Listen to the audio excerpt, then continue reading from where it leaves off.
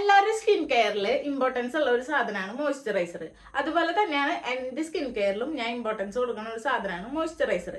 അപ്പം ഞാൻ recent use ചെയ്യുന്ന ഒരു മോയ്സ്ചറൈസർ ഞാൻ നിങ്ങളെ പരിചയപ്പെടുത്തി തരാം. ഇതാണ് മാമാർത്തിന്റെ aloe refresh hydrating light gel moisturizer കേട്ടോ. ഇതിന്റെ മെയിൻ ഇൻഗ്രീഡിയൻസ് വരുന്നത് അലോവേരയും ഹൈലറോണിക് ആസിഡ് ആണ് കേട്ടോ.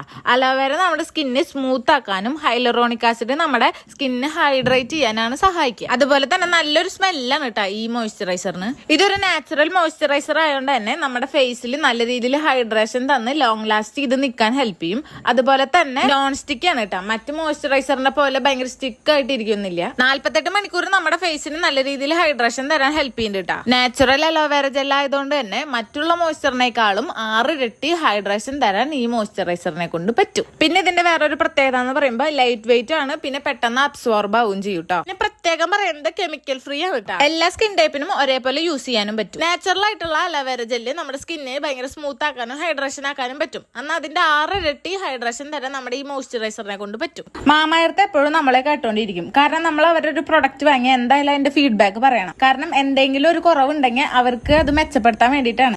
നിങ്ങൾ ഈ പ്രൊഡക്റ്റ് മാമാർത്തിന്റെ വെബ്സൈറ്റിൽ നിന്നോ ആപ്പിൽ നിന്നോ വാങ്ങുകയാണെങ്കിൽ നിങ്ങൾക്ക് 20% ഓഫ് കിട്ടും. അതുപോലെ തന്നെ എന്റെ കൂപ്പൺ കോഡായ ശിവ 2025 യൂസ് ചെയ്താലും നിങ്ങൾക്ക് 20% ഓഫ് കിട്ടും.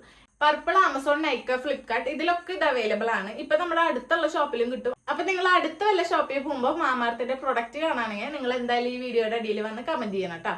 അപ്പൊ ഇത്രയുള്ള വീഡിയോ ബൈ.